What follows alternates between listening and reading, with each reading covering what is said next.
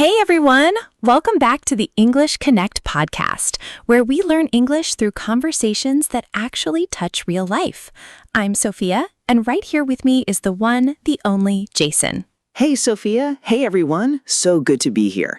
Okay, Sophia, I need to confess something before we even start today.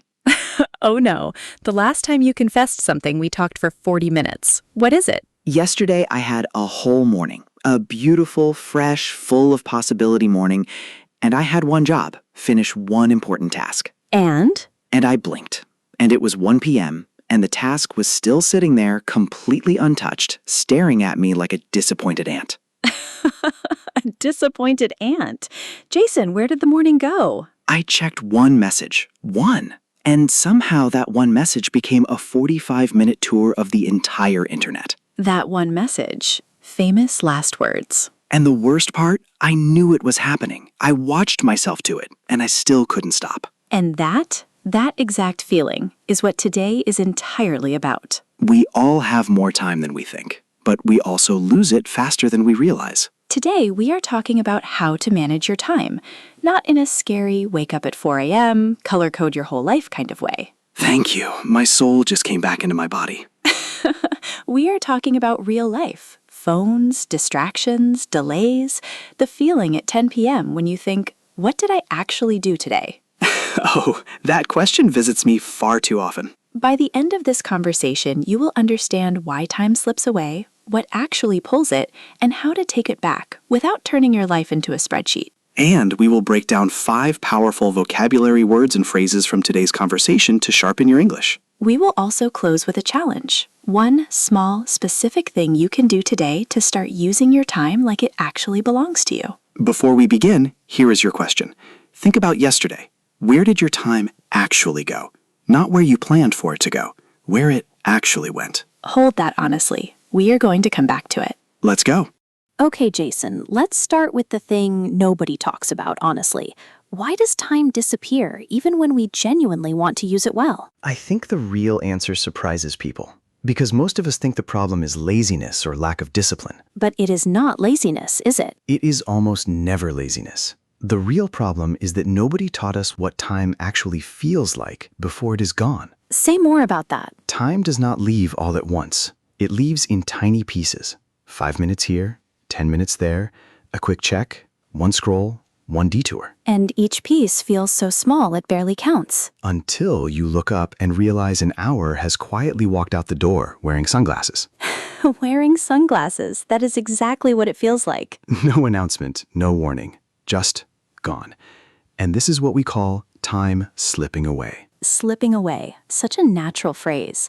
It means time passed without you really noticing. So instead of saying, I wasted my morning, which sounds harsh and self-critical, you can say, my morning slipped away. Same meaning, but softer, more honest, less like you are punishing yourself. My time management needs emotional cushions. It really does. But Jason, what is actually pulling the time away? Because it doesn't just disappear on its own. No, something always pulls it. And for most people, the biggest thief has a screen and a notification sound. The phone. The phone. It is not a phone. It is a small door to 1,000 tiny rooms. You open one room, and then another, and then another. And suddenly you are watching a video about how to fold fitted sheets at 11 in the morning. Why are you watching that? Nobody knows. You got carried away. Got carried away. Perfect phrase. It means you spent much more time on something than you ever planned. You didn't choose 10 videos. The 10 videos chose you. The videos had their own plans for your morning. Very aggressive plans. And by the time you return, your to-do list is just sitting there, staring. Like a disappointed ant. Exactly like that ant. And that is where the real problem begins. Because now the task feels even heavier than before. Why does it feel heavier? Because we added guilt on top of it. The task was already there. Now the task plus guilt is there. And guilt makes everything feel bigger and harder than it actually is. And so we put it off. We say, I will do it later. Put off. That means to delay something you should do. And later, later is not a time. Later is a trap wearing very comfortable shoes. It really is. You say later, later becomes evening, evening becomes tired, tired becomes tomorrow. And tomorrow becomes the exact same problem, just wearing a different shirt. Same problem, fresh outfit. So what actually breaks this cycle? What do people who manage their time well do differently? The first thing, and this is the one that changes everything, is they decide what actually matters before the day decides for them. What do you mean? Every morning, everything pretends to be important. Messages feel urgent, small tasks wave their hands, random problems shout for attention. And you spend all day responding to noise instead of doing work. Exactly. But not everything is a fire. Some things are fires, some are candles, some are just your brain panicking. And some are completely imaginary fires, like I must reorganize my entire desk before I can begin. The desk suddenly becomes an emergency when real work is waiting. So one question cuts through all of it. What actually matters today? Not everything, just what matters. And the answer is usually 3 things. Not 20, not 10, 3. 3 feels human. 20 feels like punishment. My brain sees 20 tasks and immediately books a flight out of the country. It leaves without even packing. So 3 things, and then what? Then you start with the smallest possible next action. Not the whole project, not the full plan, just the smallest first step. Not write the whole report, just open the document. Because starting is almost always the hardest part. Once you begin, the momentum usually carries you forward. Before starting, the brain treats the task like a mountain. But once you are moving, it turns out it was just a small hill. Or a chair with laundry on it. We all have that chair. Now, there's something I want to ask you about, because I hear people say this constantly. I just don't have time. Ah, yes, the I don't have time belief. Very common, very convincing, and often not entirely true. What do you mean? Most people who say they don't have time are actually waiting for free time to arrive, like it will knock on the door one day. Hello, I'm free time. I'm here for your dreams. It never knocks. It is never coming. So what actually works is learning to carve out time. Carve out time. I love that phrase. It means to make space for something important even when you are busy. You are not finding time. You are making it, deliberately, like a decision. And it does not have to be big. 15 minutes in the morning, 10 minutes at lunch, 20 minutes before bed. 10 focused, phone-free minutes is worth more than an hour of half attention. Half attention. That is so real. One notification and your focus is broken, and it takes time to get back. Every time you check your phone while working, you do not just lose those 30 seconds. You lose the next few minutes coming back. Small distractions add up. A few minutes here, a few minutes there, and suddenly an entire hour is gone. It is like water leaking from a tiny hole. You do not notice it in the moment, but later, the bucket is half empty. And you are standing there wondering where all the water went. Which is why protecting your attention is just as important as managing your schedule. Because time management is not just about doing more. It's about choosing better. Doing more makes you busy. Choosing better makes you clear. And there's one more thing I want to say, because I think this is the part most people miss. Rest is not the enemy of time management. Yes, say that louder. Laughing. Rest is not the enemy. If you are tired and you rest, that's a good use of your time. The problem is not rest. The problem is the difference between chosen rest and accidental scrolling. Accidental scrolling is when you enter a time fog for 5 minutes and come out not knowing what year it is. You entered for 5 minutes, you left 40 minutes later, and you're not even rested. You're more tired. The fog gave you nothing and took everything. So the goal is not to fill every second. The goal is to choose your time before something else chooses it for you. Choose your time before the phone chooses it, before the notifications choose it, before the fog chooses it. Make the most of it. That phrase, make the most of, means to use your time or opportunity well. Not perfectly, just well. Because you can manage your time perfectly on paper and still feel empty.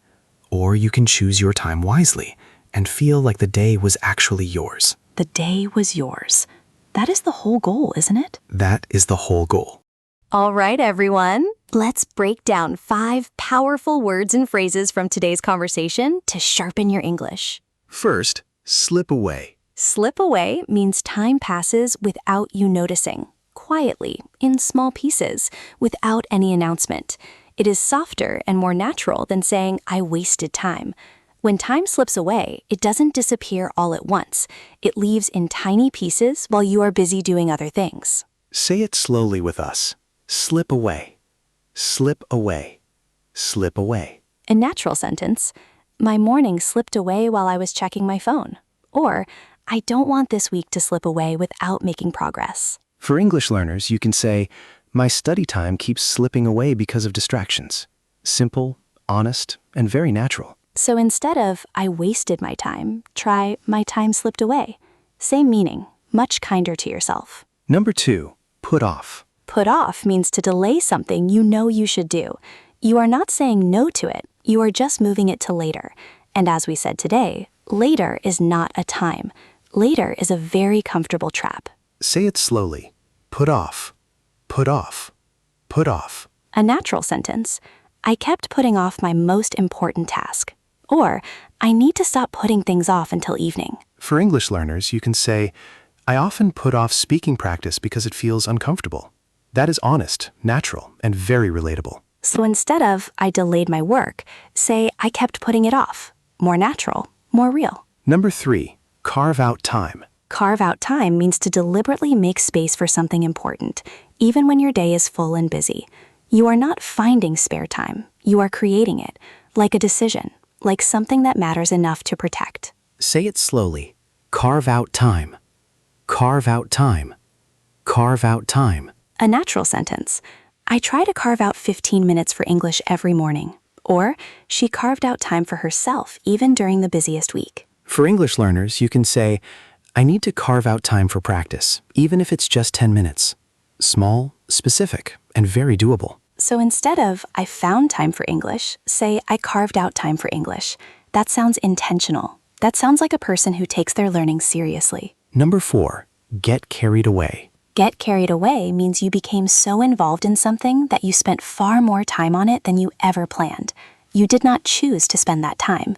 The activity pulled you in, and before you noticed, the time was gone. Say it slowly. Get carried away.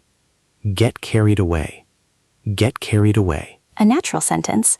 I got carried away watching videos and lost the whole afternoon.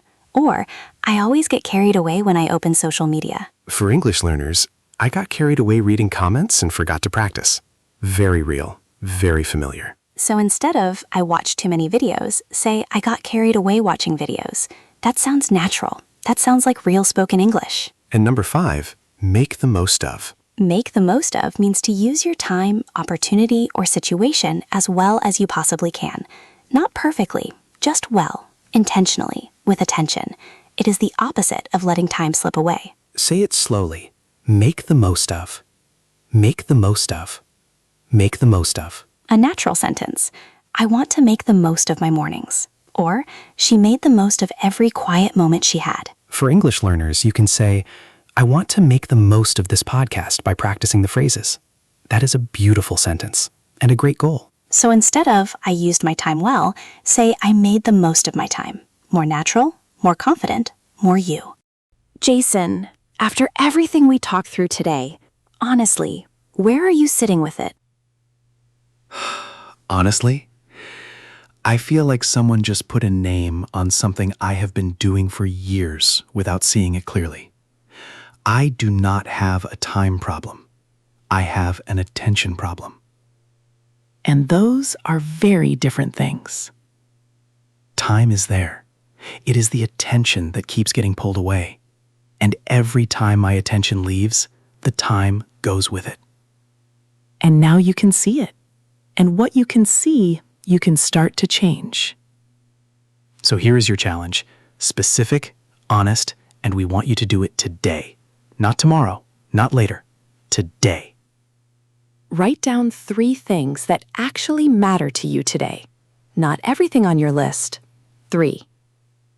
Then pick the smallest first step for the most important one. Not the whole task, just the first step. Then carve out 1 block of time for it, even 15 minutes. Phone away, notifications off, fully there. And then come tell us in the comments, what is the one task you have been putting off? What is your first step today? We are reading every single one. If today's conversation reached somewhere real in you, share it with one person who always says, I never have enough time. You don't need to explain why. Just send it. Subscribe, leave us a review, and stay with us. We are here every single week. And here is what we want you to carry today. Your time did not disappear.